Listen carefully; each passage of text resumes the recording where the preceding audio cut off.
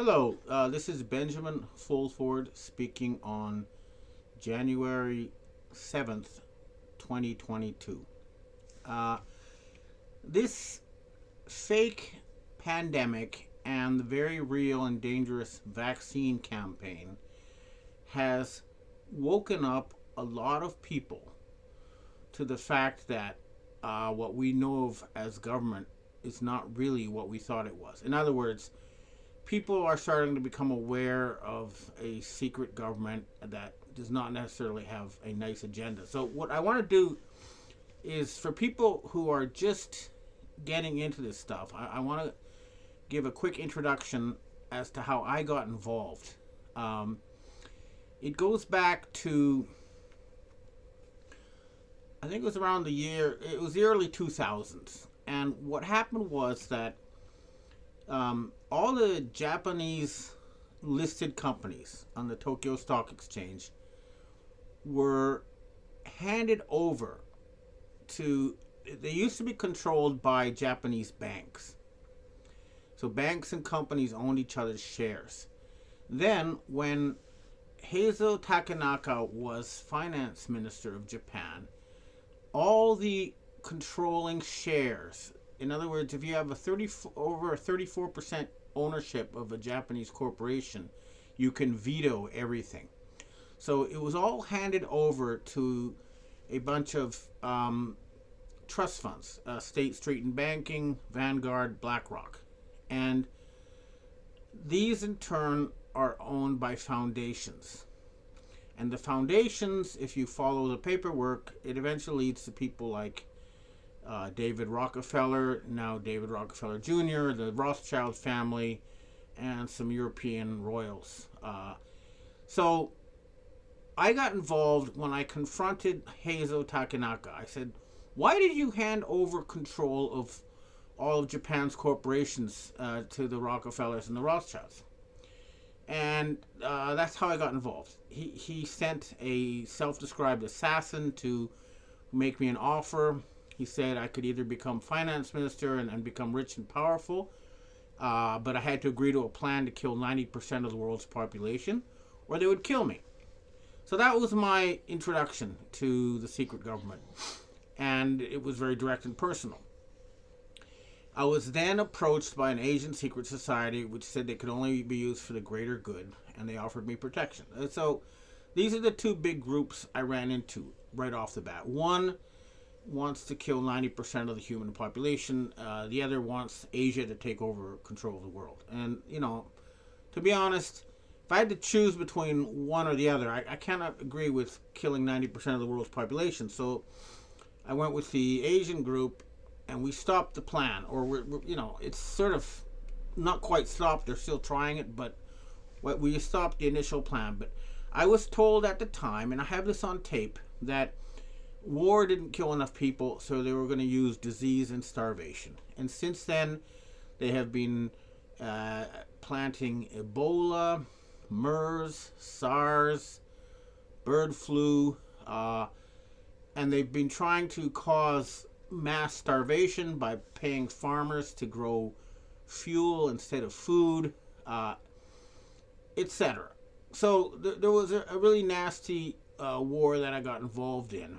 And so the group that wants to kill 90% of humanity, I identified as being initially what I called Sabbatean or Frankist Jews. There was a man called Sabbatai Zevi who lived in the 1600s in Turkey who said he was the Messiah and that it was up to the Jews to make the prophecies of the end times come true by doing it. In other words, they don't wait for God, they've got to do it. And that involves a giant war between what they call Gog and Magog, where 90% of humanity is killed and the rest become slaves.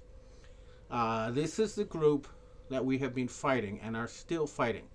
And I didn't want to call them Jews because the vast majority of Jews have nothing to do with this. In fact, they're victims because they're used as the scapegoat, like the matador's cape, to distract from the real problem.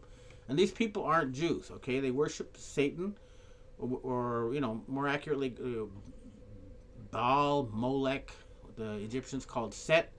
There's a goat-faced god with a forked tail, which we know of as Satan. So we really are dealing with a satanic mafia who are at the very highest levels of power. They control prime ministers, presidents, finance ministers. Their method of control is to use our culture of obedience to control society by grabbing the very tip top. And people who don't agree are murdered, ridiculed, bankrupted, and somehow removed. And this is what we've been dealing with for a long time. And the key to this battle has been their control of the financial system. So when the Asian Society came to me, they asked me to find Western groups that were opposed to this. And the groups we found were the global warming people. Okay, this is the Committee of 300 led by Queen Elizabeth, which they said that we could save the environment without killing 90% of the world's population by putting a tax on carbon. Okay, carbon doesn't cause global warming, but at least they had a plan to save the environment without killing everybody. So an alliance was formed with them. And then another group that came forward was the Illuminati, or more precisely, the Gnostic Illuminati. These people claim to have been started by Pythagoras, the Greek mathematician. They were against bloodline rule, and they scouted, the 6,000 top geniuses of every age who were not part of royal families. And they want to start a world revolution. They claim to have started the French, American, and Russian revolutions, and they claim they now want to start a world revolution. So these are the groups that we're really dealing with in real life. Now, the Gnostic Illuminati are into meritocracy, and so they're very powerful in bureaucratic organizations like the U.S. military, the agencies, the Chinese Communist Party, and places like this. Meanwhile, in Asia, we were also contacted by a group known as the Dragon Family. Now, these are the ancient royal families of Asia.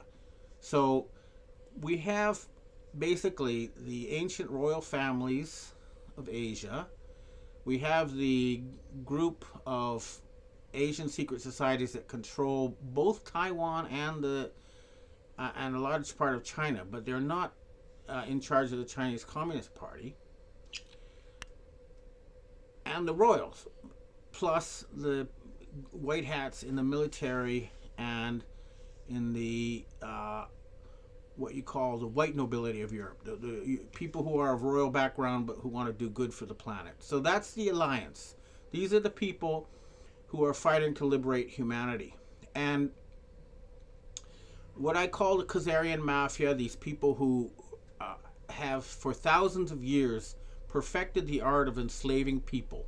And again, they do that by either getting the smartest people and the most influential people to join their group, or killing those, or otherwise eliminating those who won't.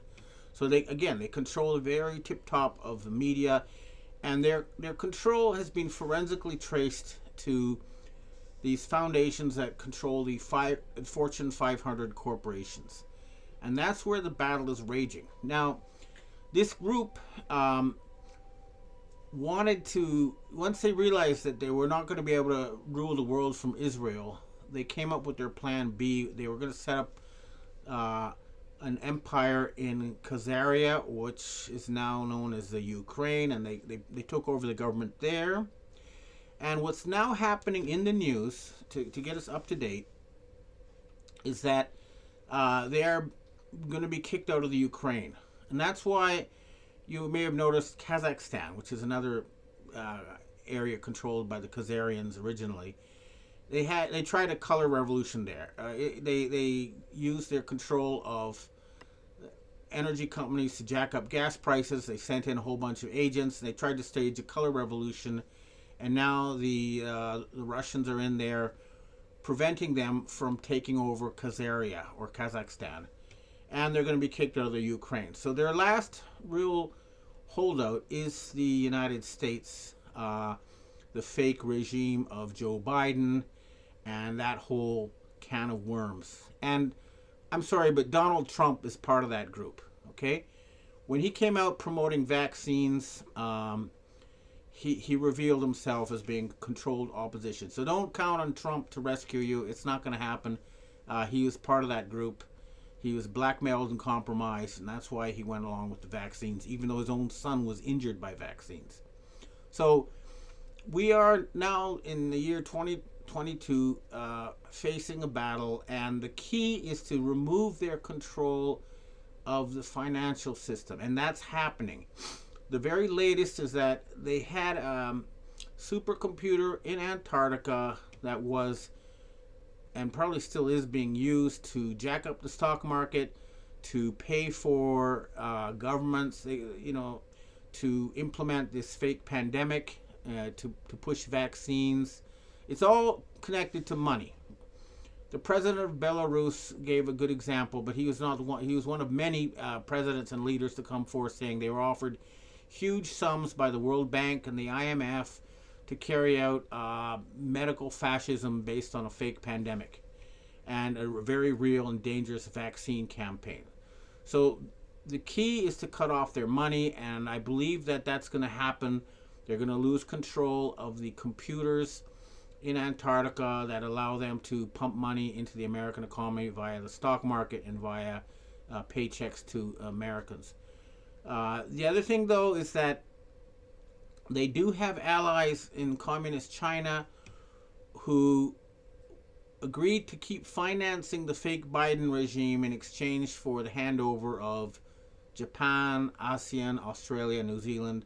And here in Japan, I've noticed in the new year that the Japan Times newspaper, which is like a mouthpiece for the Japanese Foreign Ministry, has become very similar to the Xinhua the Xinhua Chinese government news agency in what it's reporting. So instead of it being all COVID all the time, which it was until January, it's now talking about how Prime Minister Kishida is going to deal with China and stuff like that. So it's probably the lesser of two evils, but it's not an ideal situation. And we understand the Chinese Communist Party is also now in deep trouble. They're running out of money.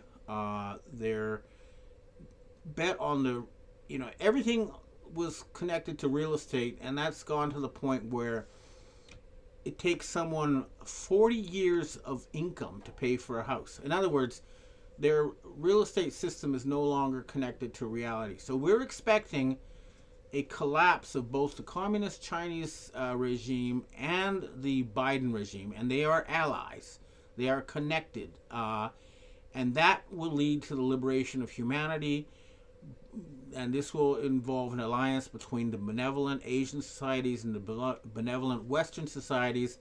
And the fundamental agreement we have reached is we have agreed to a massive campaign to increase the amount and variety of life, including human life. In other words, we want to have more babies, more families, more nature preserves, more wildlife, and then expand into the universe. This is going to happen, but we have a fight ahead of us until you see the removal of the fake Biden regime, of the fake Pope Francis, and lackeys like Macron in France and Castro in Canada.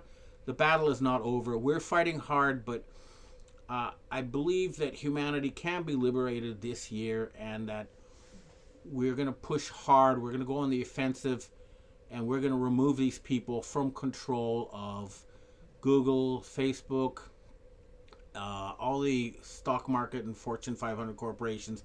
And once they lose their control of the money and the corporations, that's it. It's game over. But believe it when you see it on the corporate propaganda media. When that changes, you'll know it's changed.